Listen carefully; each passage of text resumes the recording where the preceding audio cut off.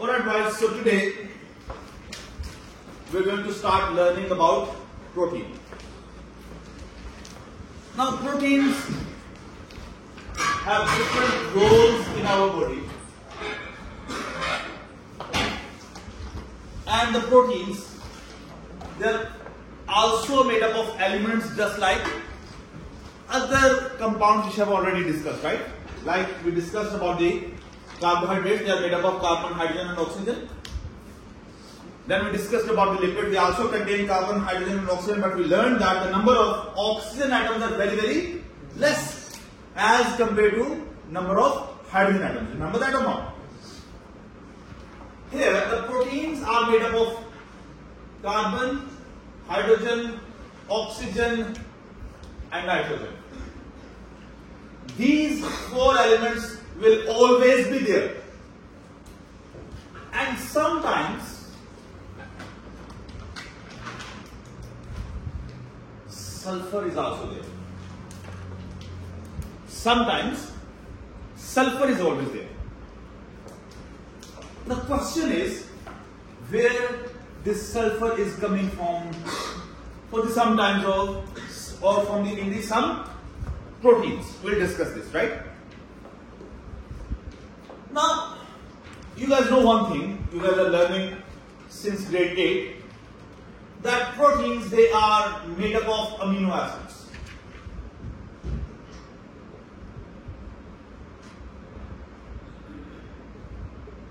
Or in other words, we can say that amino acids are the basic units of the proteins. These are the basic units of the proteins. Who remembers how many types of amino acids we have in our body? 20. Very good. We have 20 types of amino acids in our body. Now, I am going to draw the structure of one of the amino acids, and then we will find out how these 20 types of amino acids, they are different from each other. If I look at one amino acid, there is one carbon in the middle. What is the valency of carbon? 4, right? This carbon, which is present in the middle, this carbon is referred as alpha carbon. What is it called? Alpha carbon. Now, remember one thing, what I am going to write down now, they are in the exact same sequence. You can never change the sequence. You can never change the sequence. On the right hand side, there will always be this group. Now, who knows what is this group called? Excellent answer. What is this called? Carboxylic acid group or carboxyl group, right? On the right hand side, there will always be carboxyl group. On the left hand side, there will always be amino group. NH2, this is called amino group. NH2. Now remember, when I started teaching you this chapter, I told you one thing. When you are making bonds, be always very careful. What is the valency of nitrogen? 3. Now if I write it like this,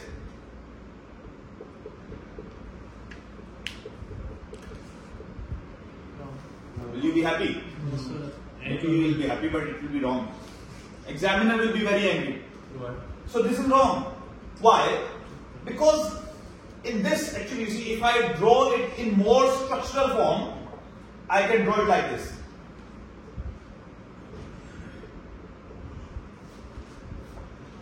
Hydrogens are attached with the nitrogen, not with the carbon. Here you are showing that carbon is attached with what? Hydrogen can make only one bond, right? So in actuality, nitrogen binds to this side to hydrogen and nitrogen binds to this alpha carbon. Understand? So you always write NH2 like this.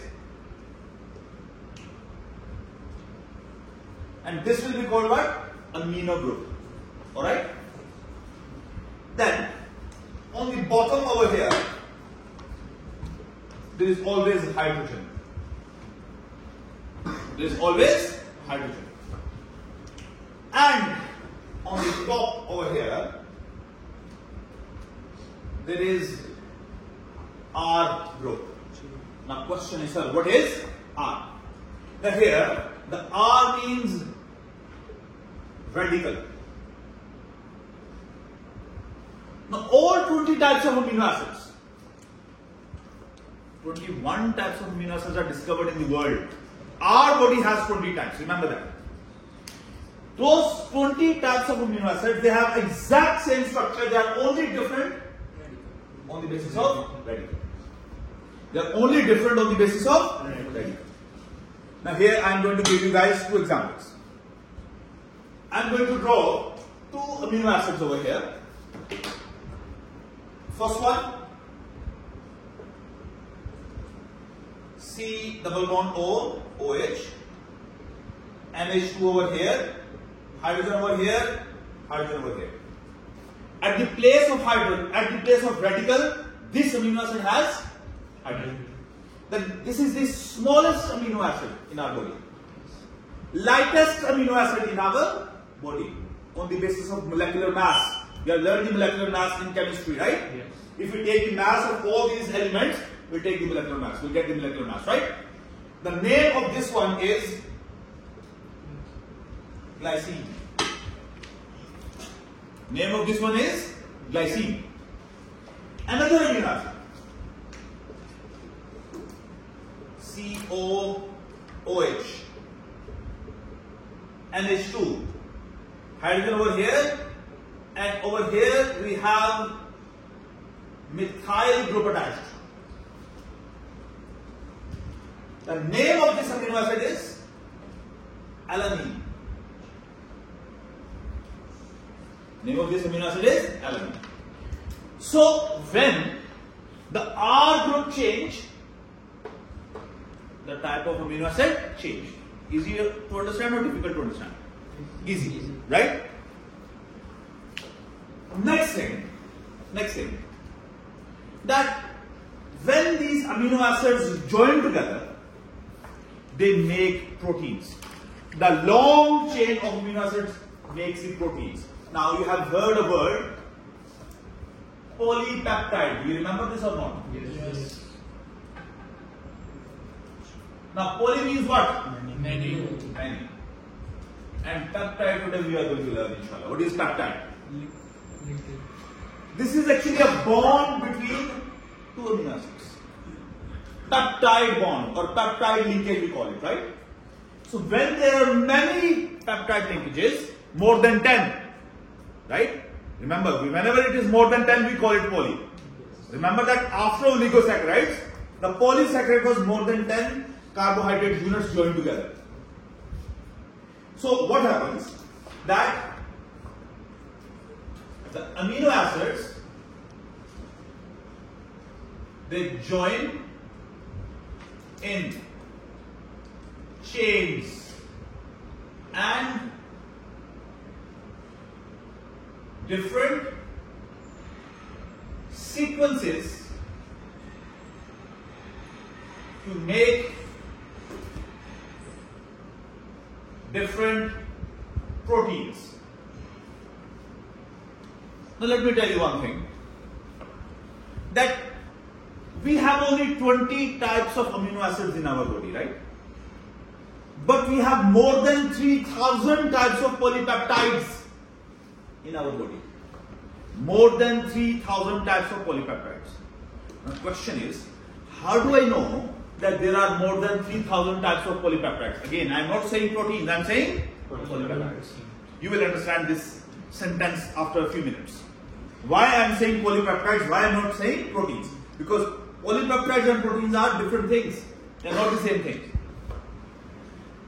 Because till now, more than 3,000 genes have been discovered, and you guys will understand, inshallah, and you have learned before as well. The definition of gene is what? A piece of DNA that codes for a polypeptide. A piece of DNA that codes for a polypeptide, right? So if more than 3,000 genes have been discovered, it means that more than 3,000 types of polypeptides are there in our body, obviously. But a amino acids are only of 20 types. So it means that these amino acids, they join in different number. Join in different number and different sequence to make different proteins. Again, I am going to give you two examples. First example, I am going to give you guys of a protein called insulin. The smallest protein of our body. Right? I have taught you this thing before as well. Now, this, who remembers? I taught you this in O levels. Yes. 51. Excellent. Well done. Great. It has 51 amino acids. I am writing AA. Now, 51 amino acids are there, but there are two polypeptide chains. There are two polypeptide chains. The first chain, it contains 20 amino acids, and this is called as alpha chain. What is it called? Alpha chain. And second chain, it contains 31 amino acids. Now remember one thing, alone, and this one is called as beta chain.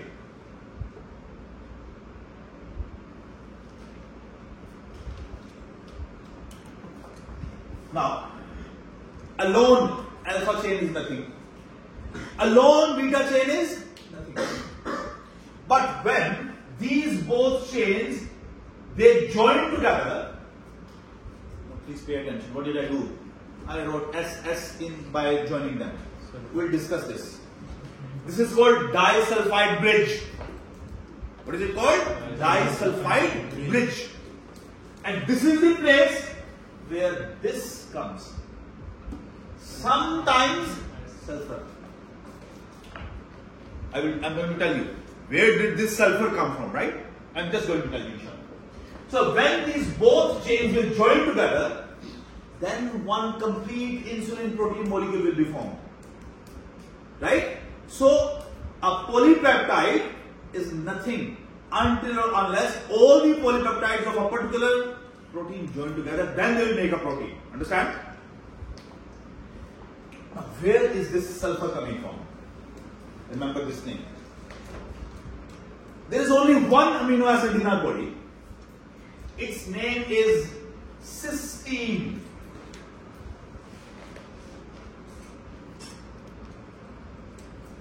Only one amino acid in our body. Its name is cysteine. It contains sulfur.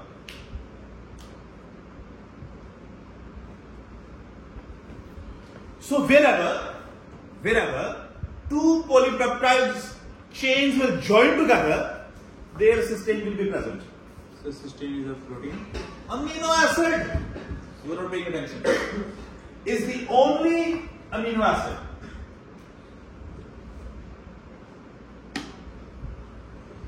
that contains sulfur. So wherever two different polypeptides are joining together, they will always be joining by a disulfide bridge. They will always be joining by a disulfide bridge, right? And when they will be joining by disulfide bridge, it means that what is present over there? Cysteine is present over there. Understand? Next example, which we are going to discuss in detail also later, that is of insulin. Hemoglobin.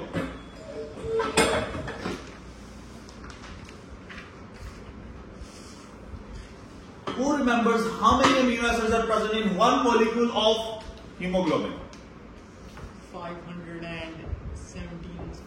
74. Oh, 574 amino acids are there. Now, there are two alpha chains and two beta chains. Alpha,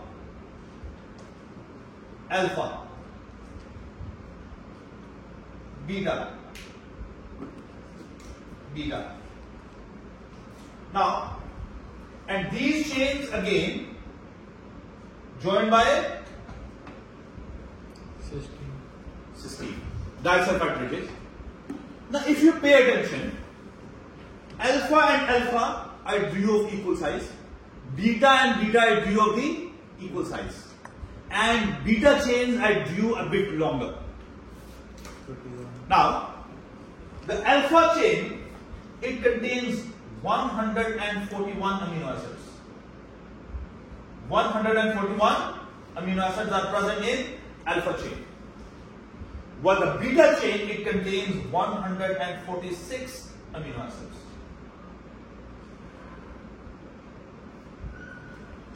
Now, when you will join them together, you see, add them together, it will become 574 amino acids. Now, again, the main purpose of discussing these things was that there are only 20 types of amino acids, right? But here, there are 51 of them. It means that these 20 amino acids, they are being repeated again and again, right? There are 574, they are repeated again and again. And the sequence here and here is totally different. This alpha chain contains 20, this alpha chain contains 141. So number of amino acids and sequence of amino acids is different in different proteins. That's why they are different from each other. Next thing. That the proteins, they can have either functional role or they can have structural role. Proteins, they can either have structural role or functional role. Now, right in front of us, there are two examples of insulin and hemoglobin. These are functional proteins performing jobs for us, right? Insulin, what is it doing? It is a hormone.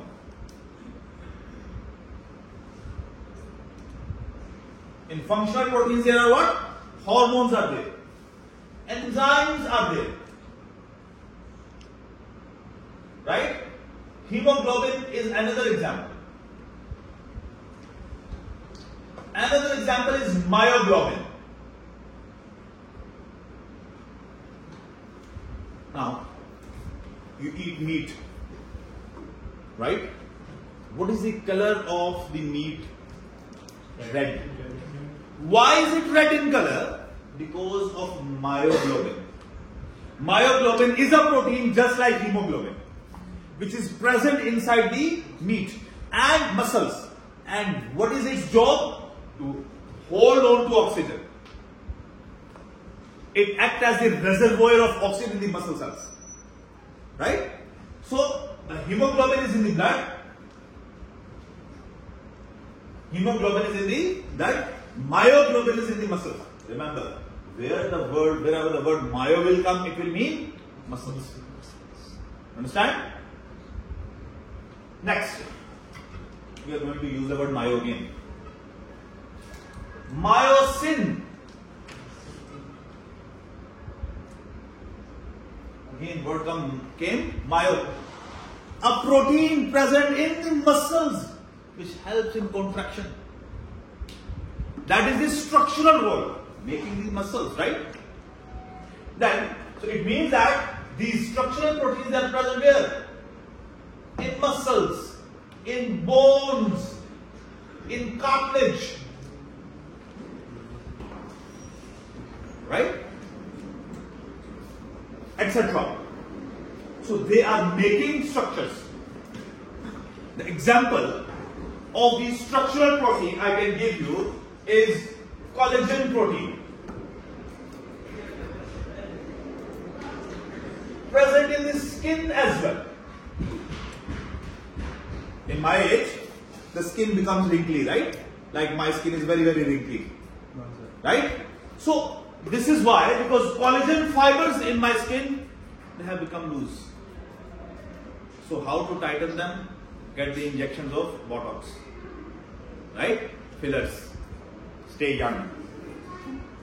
This is just joke. Right? So, this collagen is one of the examples that is present in bones as well. present. Now you will ask her, what is cartilage? Now usually people say soft bone. It's not bone. This your ear pinna, your nose front, it is made up of cartilage. It's not bone. It's another type of structure. Bones have blood vessels. Cartilage do not have blood vessels. Understand? Bones have nerves in it. Cartilage do not have nerves in it. Right? So these are totally different structures.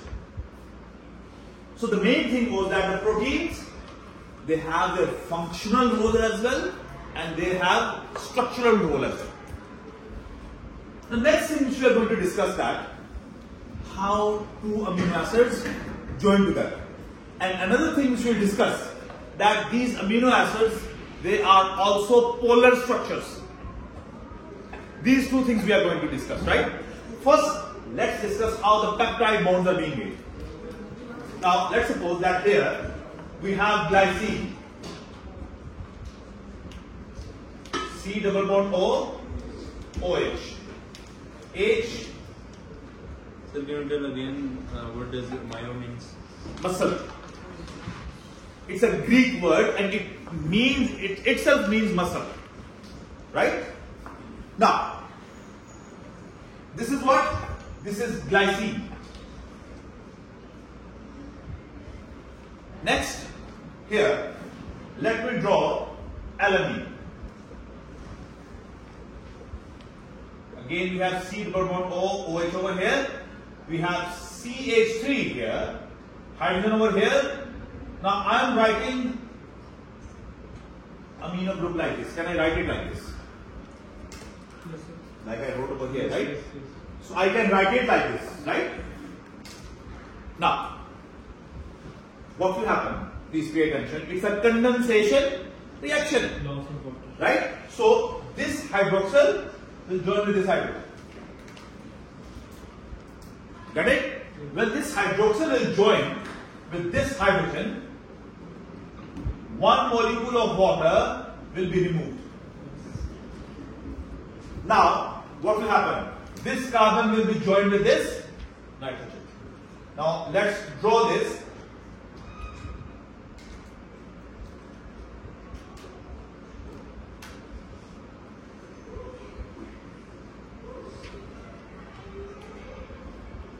Here we have this one. First we draw this.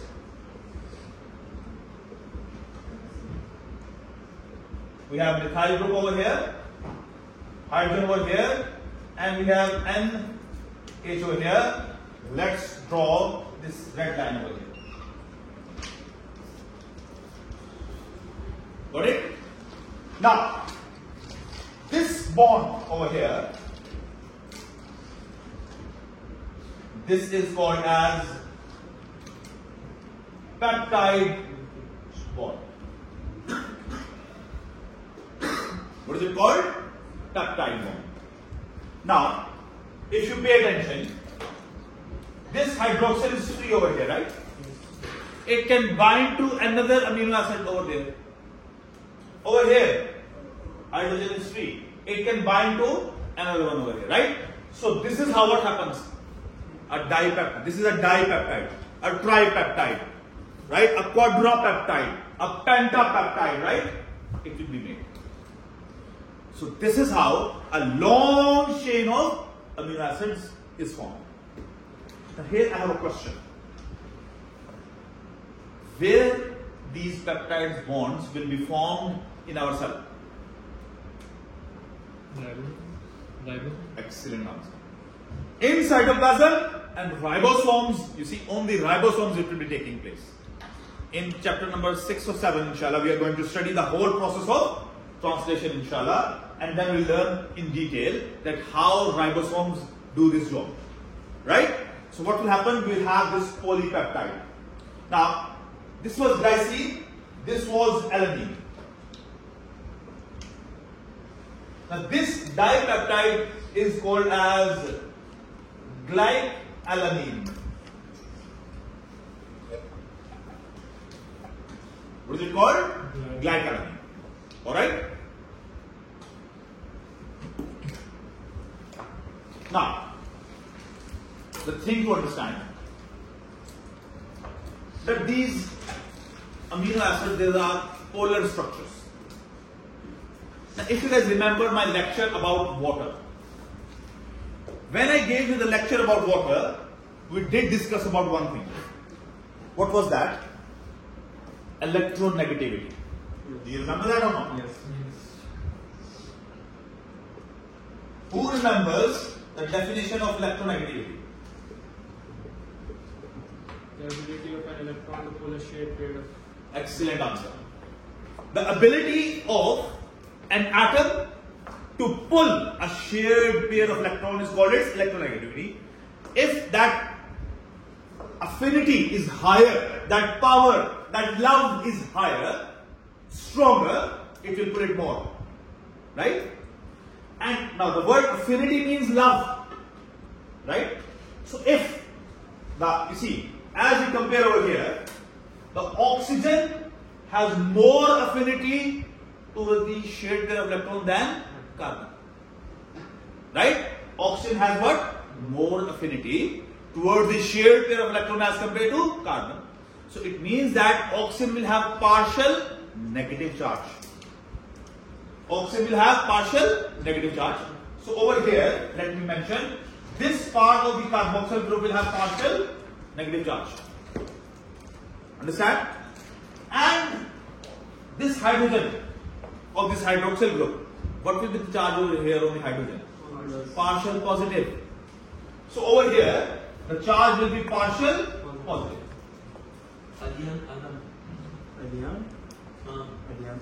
Ready? No.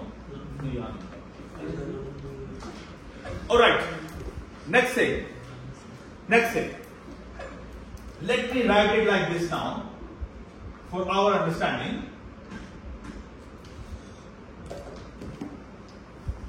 Now this is again what a covalent bond, right? Again shared pair of electron between nitrogen and these hydrogens. So these nitrogen and these hydrogens, nitrogen has more affinity towards the shared pair of electron. Electronegative nitrogen is higher as compared to what? Hydrogen. So what will happen? This amino group, the hydrogen will be what? Partially positive charge. Understand? So I can show over here as well that this is partial negative charge. This is partial positive. Partial positive. Partial positive. What charge will nitrogen have? Partial negative. Right? So it shows that amino acids are polar molecules. Amino acids are polar molecules. Understood everyone? Now, understanding the structure and this polarity of the amino acids will make us understand the structure of the proteins. Understand? Because the structure of the protein contains, here I have a question. It's good that we learned the structure of water before. When there are partial charges, which kind of bonding will be there? Hydrogen bonding. Weak bonding. Understand? Weak? So, weak. Hydrogen bondings are weak bonds because of partial charges. I explained that when there is sodium, a positive charge, chloride a negative charge. These are complete charges. So, why it is difficult to break them? Who said that? These Second book. Yes. Very good question. He did not say it is difficult to break them. He said in the book that there are so many of them.